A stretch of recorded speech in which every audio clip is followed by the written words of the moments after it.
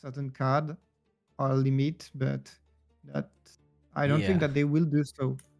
I really I don't think think so, so. right? I think we're just gonna have to deal with it for a little bit down the road. Hopefully, they kind of address, especially if this is a common thing. If we see 62.5% in every single regional, but luckily for the very first round of top 64, we get something a little bit different, something we did not see in the 7 rounds of Swiss yesterday, Leroy. We got a Master Yi, one of the few going toe to toe against the likes of what we're talking about, Mr. Big Bad Wolf, Yeah, the Draven matchup. How do you feel? I feel like Master Yi has an okay matchup. What about you? yeah. There's this card called Windrunner for those who did not follow the set 2 precisely, who cannot be targeted by any spell or abilities, and that puts Draven in such a bad situation. And see, this is one other strength. He is a holding deck, and so he can play easily that Vilmos Lair, which is a terrible for Draven, basically.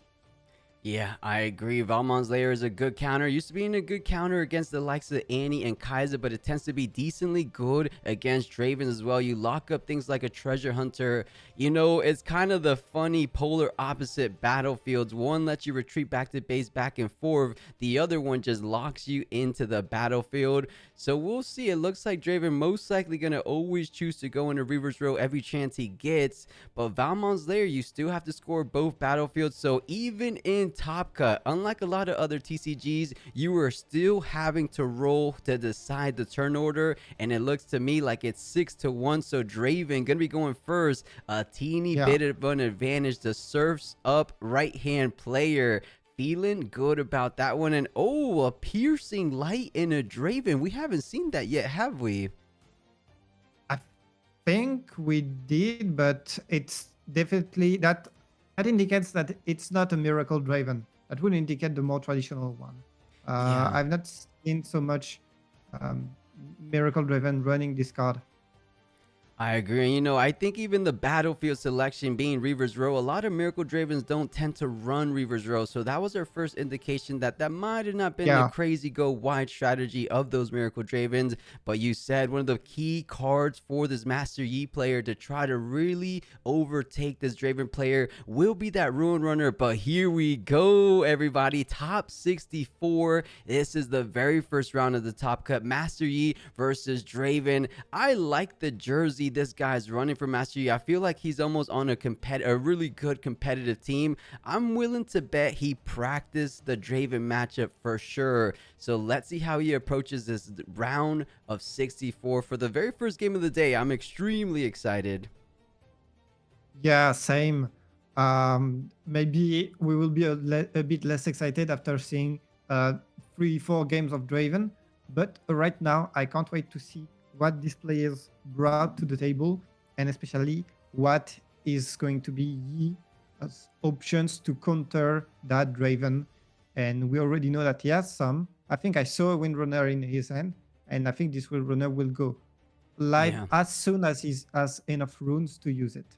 Yeah, you know, speaking of enough runes to use it, Ruin Runner does cost 5. He could go ahead and develop it out as soon as right now. Speaking of establishing decent board presence, the Sea Monkey feeling good on the play and more importantly, feeling good on the draw, allowing you to mitigate the kind of disparity it comes with starting on the play and the draw because you're able to get that little extra buff with the Sea Monkey. In this situation, you kind of want to go after the overzealous fan, but unfortunate for him, the Reaver's Row allowing him to come back, keeping him nice and safe. You do get a conquer, but doesn't feel all the best because Overzealous Fan paired up with Draven is an infamous combo that it feels so tough to take down a battlefield with those two on them, of course. So let's see if he does decide to play out Ruin Runner. He's kind of hovering Lonely Poro, so he might play 2 of them because it looks like he has it in hand. Yeah. I mean, you're never not happy developing the Lonely Poro. This gives you draw. The card is absurdly strong when you think about it. It's just a power up. Avarozan, no, Watchful Sentry, sorry, Avarozan. It's still the Legends of Runeterra name. So it has one more might, and it fits so well into this He deck because it's super hard to remove. And once you removed it, well, your opponent is just drawing. So good luck. He will keep Oh. 3 runes up, so it does not want to develop instantly the rune runner, and he will instead go for some other types of play, trying to protect probably his units. Yeah, you're right on that account. I believe he's trying to keep enough runes for something like this, the discipline. I think he's kind of has something in mind. If he leaves the sea monkey in, perhaps he could try to buff it up enough to try to take down one of these units pushing in. But Draven, he's going to be able to get up to 6 total might if he chooses to use that Draven ability on the offensive core. So those are some things to keep in mind for both players. I think if he did play out the Lonely Poro, he wouldn't be able to use the 2 runes for a discipline. So I think this was a smart play, leaving those 3 runes at the ready, and maybe so he has something like a defy, but I'm seeing things in hand. All those aren't really good cards to get defied. One of them being Rebuke. You can't even target that with one of your defies. Oh, but I No, but I do think he's got a not see. so fast. Yeah, you're absolutely right. I did catch a glimpse of that not so fast. So perhaps that's what he's leaving open, but it's a little bit too early, I want to say, in this game for any kind of those combat tricks. Yeah, you want to keep that not so fast for saving your Master Yi, your champion, or some bigger boy than just the 2 power units. Yeah, speaking of big boy, the Pharaoh's Forerunner, one of the best new additions to Fury decks, does indeed hit the board for the Draven deck. You guys seen him before. When he dies, he gets 2 3 might mech tokens in the base. It feels so strong. You push him for 6 might, and then for your troubles, when it does indeed die, you go ahead and get a little bit more might in the base. So feels good. The Sea Monkey, funny enough, getting retreated back. First mate getting him at the ready. Push into Valmon's lair. This Master Yi feeling okay. And you know what? The 3 runes kept the Draven from pushing in. Isn't that interesting, Leroy? Because Sea Monkey would go up to 5. Discipline would have put him at 7. So he respected the 3 runes. So I like both players are playing very well and respecting each other. Yeah, and that was to be expected that both of the players would have a really decent level. Not now that we're in Top Cup, the little blunders that we could see yesterday, and even yesterday, the levels was quite okay overall. Let's be honest. Yeah. Now we're gonna see some good plays that even us, not like we are the best Riftbound players, that we will be like, oh, it did not just do that. That was incredible. Yeah, hopefully a little pleasant surprise. I'm always down for that. For those who are just joining us, they did reveal the top 64 deck distribution. It was an an extraordinary amount of Dravens. 40 out of 64 other players are coming in and bringing Draven. And then the second most was an Aurelia, followed by a Kai'Sa. And then I think it was Fiora. We'll take a look during the intermission break, of course. So I checked. Kai'Sa never did that during the first set. Yeah, this is the first time we had such an overwhelming presence in a day 2 regional, so something to keep an eye on going forward in this regional series. Passes it back over to the Draven player. Has some decent options, has some strong units on both, but something to always be mindful of. You have some runes available for the Master Yi player, and Master Yi gives you +2 might when you're defending alone, but oh, forget about those runes you have available. Brynjar Thundersong coming out, not allowing you to play any cards. Such a powerful card, no matter what deck you're versing. Yeah. So now he's going on reverse row. Did he? Yeah, he's activating, of course, the effect, and it's just going to let the Lonely Poro die. Yeah, nice little draw one, never feels too bad. Yeah. But he could have tried to. I mean, some players would have backed it up and then tried to kill it with some other options, try to trade it. But now he just wanted the draw, so he's like, okay, my Poro has done its job, and now I just need to draw. Yeah. You That know, he still smartly leave. goes ahead and splits the attacks perfectly because you do want the fairest forerunner, the one that can't retreat back on the Valmon's lair, and then the more important unit, that being the champion Draven, in that Yeah, good important Reaver's Row, of course, just to keep it nice and protected going throughout this entire match. So let's see, because Master Yi, he drew, I believe, on guard, so has a couple combat tricks to get over the 6 might of both of these units on a battlefield.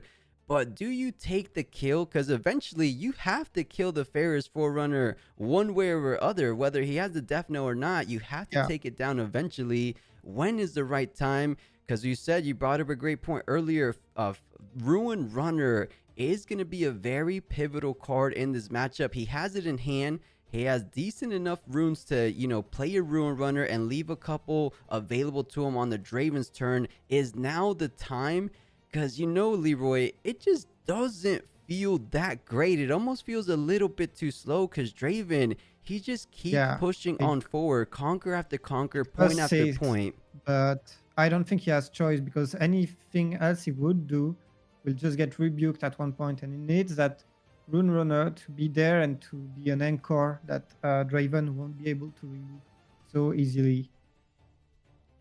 Yeah, well said. We'll And see if he decides, because yeah, both either or, it seems like he's in a tough position, trying to see what's the most optimal line he could take on his turn. Thinking about, he has the on guard at the beginning, but gonna go with the chosen champion. Enters readied. Master Yi coming down and looking to go ahead and push into the Draven, saying, "Do you want to recall back, oh, or are you gonna stay?" or yeah, and use your power. There are so he's got so many options. Oh, and he chooses to stay. And okay, and so he wanted to proc the Vanguard. Is maybe thinking, all right, if this Vanguard is here right now, he won't be able to use it if he has a Rune Runner, because you're always thinking about this card in the matchup. And yeah, that's well done by Master Yi, who still has one rune left, but I don't think he's got any combat trick. So now it's up to Draven to retake that battlefield and go up to 6. Yeah, but wasn't that a little bit of a curious play? You had the option of retreating the Reaver's Row Draven and keeping it nice and safe. You decided to stay. You only had one rune, so you basically just went up and sacrificed one of your more important units in this matchup. What do you think that's about, Leroy? Because I would have imagined 9 out of 10 times you want to retreat and save your Draven in that position, no? Or did he I think simply want to you bait out just more want cards? Yeah, you just want your opponent to use all the combat tricks, because I think it's like I'm ahead in terms of point. I'm going to go up to 6. And as long as my opponent has to use his combat tricks on offense, then I will be able to close out the game and to get that 8th points. That's the way I see things. Maybe I'm totally wrong here. But to me, that's why it chose to do that. Yeah, it does make sense because, out of both of these legends, one of them is drawing a lot more than the other one, that one being Draven, of course. So as long as you're able to waste your resources, I mean, at this point, it did cost you a point, it did cost you a unit, but slowly but surely, Master Yi is not going to be able to keep up in the card economy department like Draven is known to do. So I think that was a decent enough play. Goes ahead and establishes out the champion, the Kaiser survivor, I should say, and an overzealous fan as well, leaving both battlefields under his control. And Leroy, he's already up to 6 points. He's feeling good. If Ferris Forerunner goes down, that's 3 mech tokens in the 3 might mech tokens in the back line to make that final push from 6 to 8. Do you think there's a world where Draven's just going to be closing things out in this very next turn? I think it's totally possible, yes.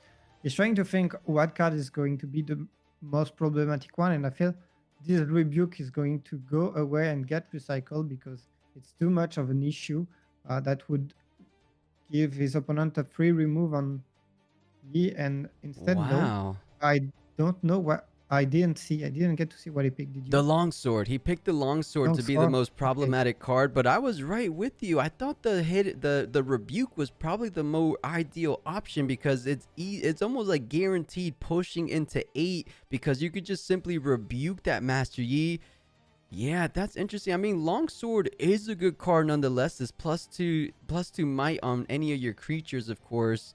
But I like what you were saying. I think the Rebuke was probably the more ideal play. Let's see what he has in mind, though. Removing that Longsword, perhaps he doesn't want any kind of defensive Oh, but shenanigans. no, he still has the not so fast, and that's why he's keeping the Oh, of course. speed. That makes Yeah, sense. yeah. Yeah, you can't Uh, not so fast the longsword, but you can not so fast the rebuke. So it makes perfect sense when you take into consideration your own hand.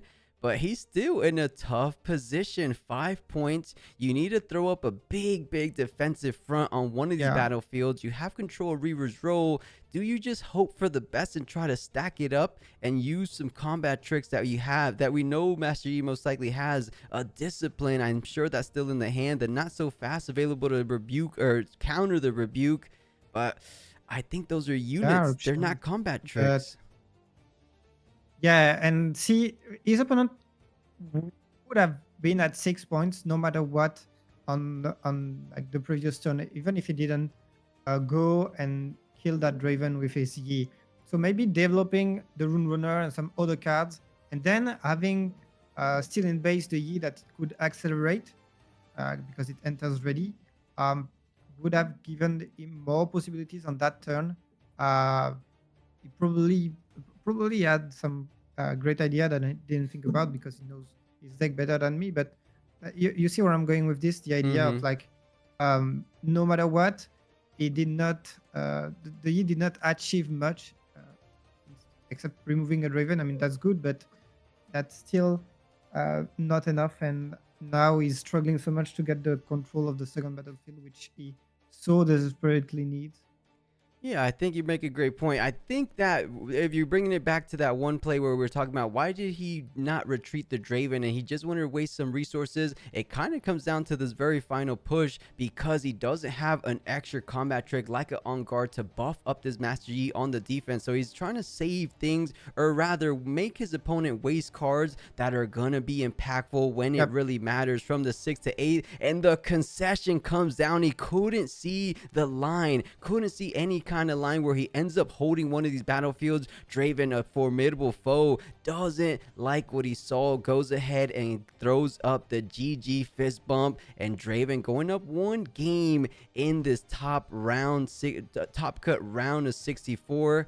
Is Draven just going to be dominating every single match we see, or is the That's sideboard interesting. going to be So, coming in pretty clutch for Master Yi?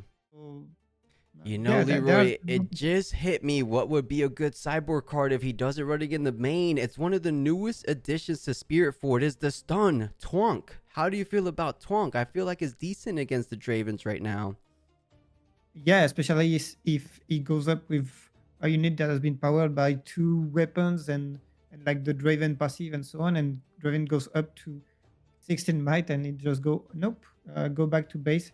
That you're right, that can totally be something to be considered here.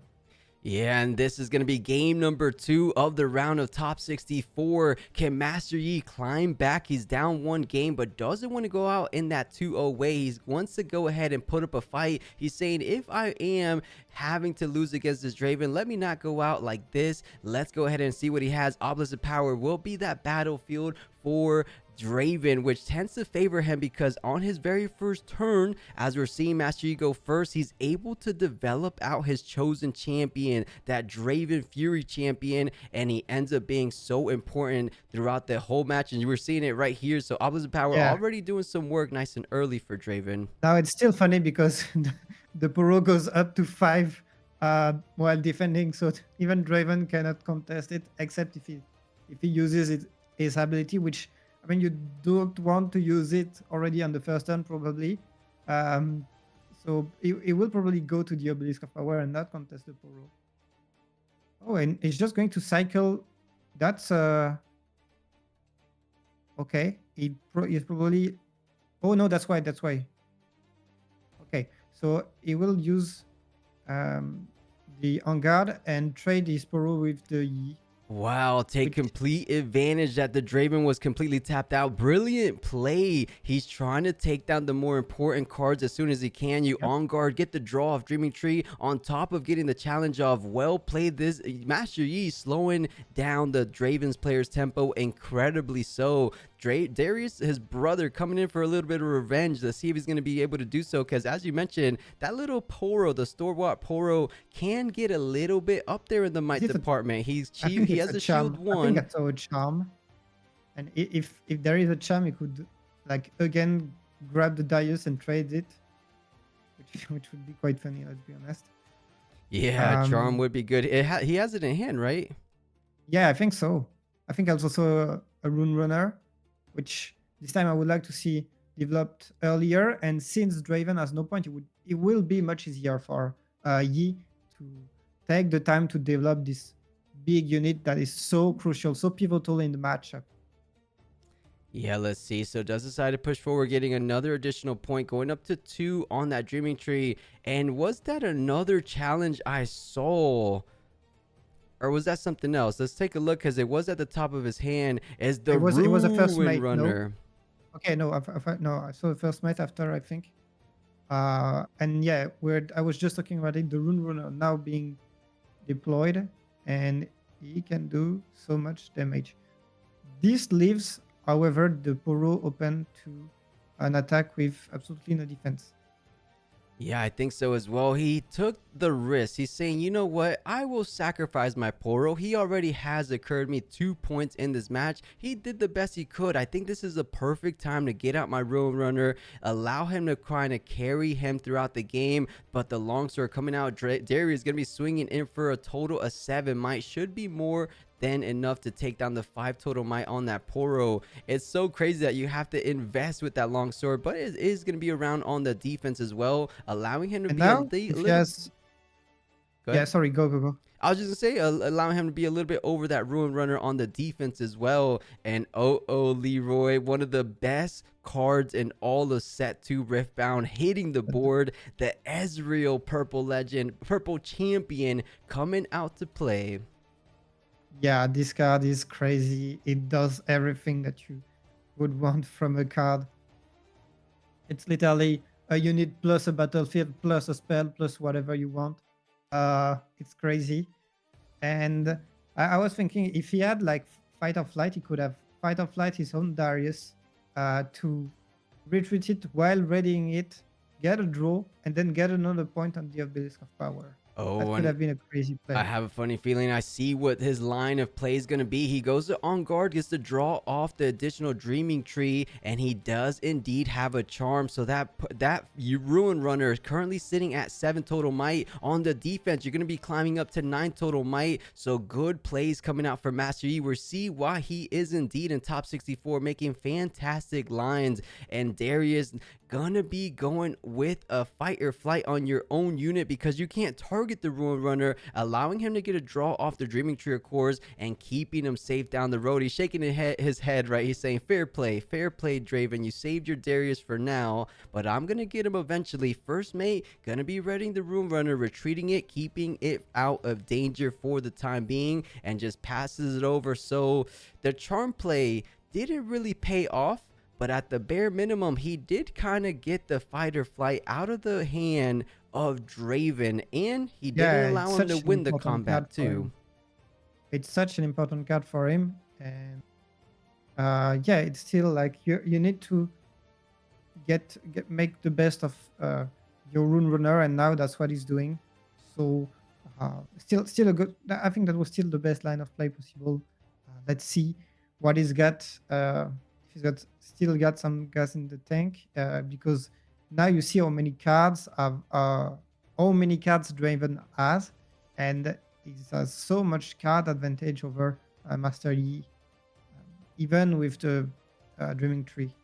Yeah, that is what Draven is known for. Card advantage, drawing on each and every winning combat on your turn and your opponent's turn. And you know, speaking of cards in hand, I saw a good amount of great cards. We saw things like Hard Bargain to counter Master Yi counter if it does come down to it, especially in this moment where Master Yi only has 3 runes. If you're trying to not so fast something, I mean, in this situation, literally it doesn't really make too much sense. There's everything in the back line, but it could come into effect a little bit down the road. He also had things like Ride the Wind if he wants to go ahead and conquer two things in the same turn, but the favor is Forerunner developing out the right-hand battlefield on that Dreaming Tree, setting up quite the wall, and on top of that, you're going to be hiding a card. You think that's another fight or flight, or could it be something that we haven't seen all game long, something like the switcheroo? I can't remember what he had in Yeah, I was hand. thinking about the switcher that, and I don't see what else apart from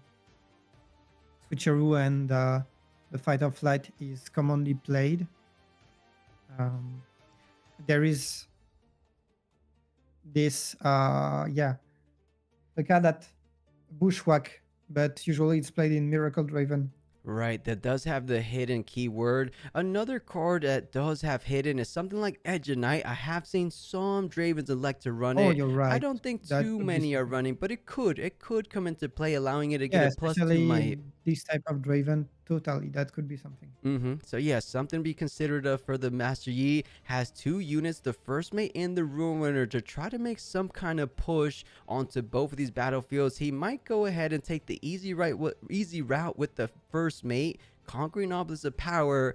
But man, looking at that Dreaming Tree push is looking rather tough, because right now you only have two not so fast and a challenge. I don't think he's going to be able to conquer this Dreaming Tree anytime soon. Yeah, I don't think you can conquer it anytime at all if it keeps just being that heavily invested. You would need like a white flame, but nowadays I don't know if ye are running this type of card. So let's see what he has um, Yeah, because you could in mind. challenge something, but your might isn't really there. You're not even able to get over Darius because of that longsword. So you're only gonna be doing 5 worth of might damage to that Darius, but you do have your chosen champion. So electing to go ahead and bring it out right here, right now, does enter readied. He's gonna be pushing that one into Obelisk of Power. Fair play, going up to 4 points, and now, does he just want to leave these two units in the back? The challenge coming down. That's going to be killing the Ezreal from the Master Yi. So not too bad, because Ezreal usually in Miracle Draven gets out of hand, but that's a good pick off anyways, because what if he does end up drawing something like a call shot, something like a blood rush to really benefit from that Ezreal down? Exactly. So I think that was decent. You had to do what you had to do, but I think the more important battlefield, or the more important thing in general that's going down, is Draven having a little bit of a lockdown on this Dreaming Tree, especially considering the cards in Master Yi's hand. He might be able to just hold things out if he's able to find some kind of lead on point tempo. If he's able to take down the Obelisk of Power, he should be able to hide things. And it was a fight or flight, so allowing him to retreat one of his units in that ready position. Not only, but also to get the draw from the Dreaming Tree. And now he can just go with Darius, and the Darius can still be retreated after because he played only one card. Oh, and look at that, Leroy. The Ezreal kill paying off Yeah, because of this blood rush coming in. Even one blood rush was enough, so it doesn't necessarily need that repeat value. But even so, if he did, I think that was still a good play. The Darius, as we mentioned, if he's able to find a way of conquering the Obelisk of Power, getting a bit ahead on points. Right now they're even, but you still have to take both of these battlefields with a good amount of might on both of them. But Darius is ready and playing it safe, going to be retreating it. This is yeah. interesting. He doesn't feel confident that he could defend it. Ah, Not okay. only, but he feels confident that he can retake it because now you will have to deal with his passive. The problem is that looking at his player face, he is not in a good position right now. Yeah, the only thing I have that he doesn't feel all that bad about is he's getting points ahead of Draven, right? You're at 4 points. If you push onto both of these battlefields, you will be going up to 6 points. You decently have a good matchup on the defense. I just don't think right now this Master Yi has the tools in the toolbox to defend like typical Master Yis can. Look at the hand. It's a Lonely Poro and two not so Yeah, fast. If we and were he's talking shaking his about head. yeah, really, really bad hand. If we were talking instead having like a discipline and on guard, that's something to put on a good defense, especially considering the fact that there's a dreaming tree to benefit from those triggers. So just splitting the difference, going up to 6 points, but doesn't feel all that confident. The ride, the win makes so much sense why he retreated back. It was almost a little bit of a switch or a bluff, I would say, to bait out the first mate and conquering on your opponent's turn. So Draven able to take back some of that point tempo, because on this next turn you're going up to 6, and with the Darius pushing up you're going up to 7, saying take both of my battlefields on your next turn or I'm gonna be winning this in a 2-0 way. Yeah, and yeah, I mean, Draven already knows he's won from the shaking, from the head shaking, because he's like, he's got nothing, my opponent, or it could be the biggest bluff ever. But now Brinier is going to enter here and just seal the deal. There's nothing to do anymore for the Yi player. And yeah, this is a clear example of why we've got 40 Draven. Yeah, it almost seems like they're playing a different game. Like Master Yi's just playing a nice fair game of Riftbound, and Draven just doing what he's probably been doing all tournament long, conquering, putting on some equipments on his units. The Brinier Thundersong, an excellent addition to these decks as well, not allowing, even if he did have combat tricks, we know we have full knowledge, he doesn't even have combat tricks. He had a Twonk though. I think he just drew that for turn. Could have been impactful, either or, wasn't able to play it out. Regardless, you do go up to 7 points or to 6 points in this situation, but look at him, he's kind of shaking his hand, resting on the C, saying, you know what, it is all over. I wish I was able to put up a better defensive front, but from this position Draven should be winning and going on forward into the round of top 32. And now he has to use the not so fast for so little. The rebuke. Another not so fast. It's just desperate play. Yeah, this is just like a little extra salt on the wound. You know you won. You have a Ferris Forerunner. You have a Darius. This is just making 1,000% sure there's just no outs. The hard bargain on the not so fast that you didn't even need. You have so much might on the current board. Yeah, Lonely he's playing. Poro. He's just playing out of like pride. To say I won't surrender my last game of Riftbound at Fuzhou, and I will play it till the end. Yeah, and that Lonely Poro being his only hope, but it's just not going to be bringing him any kind of happiness. The Lonely Poro going to be going down like he is in that picture. The Twonk going to be stunning one of these units, but it doesn't really matter. You have more than enough might. Wait a second. Oh, the repeated Twonk. Stun. Wait a second, Leroy. If he's able to conquer with something like a first mate, that could get him back in. You retreat Lonely Poro, first mate to ready, and then you push the opposite power. He was trying to rely on the heart of the cards, and it doesn't look like it paid off. He's kind of signaling to the judges. He's saying, wait a second. I actually don't really know what's going on. He drew, but then put it back on the deck. Yeah, I don't get it. Sometimes it's really hard to follow when you don't have the judges and the talk, and I think it's one of those situations. Perhaps they're talking about they didn't pay the hard bargain or the hard bargain things, because how did he have enough runes for the repeated Twonk? Either way, we said that Twonk could be coming in and being the difference maker in this matchup, and it actually came in insanely clutch. And you know, I completely forgot about the Thunder Song. Even if he had a first mate at this point, he needs a Master Yi chosen champion in the deck, and a lot of Master Yi players just don't run any second copies. You know, I feel like one extra copy would be okay. Leroy, you know what another card would be good? the Dead Bloom Predator. A Dead Bloom Predator off the Yeah. top, if he was running it, would have won him the game. But nonetheless, GG, as we said, Draven going up and winning into the round of top 32, I should say.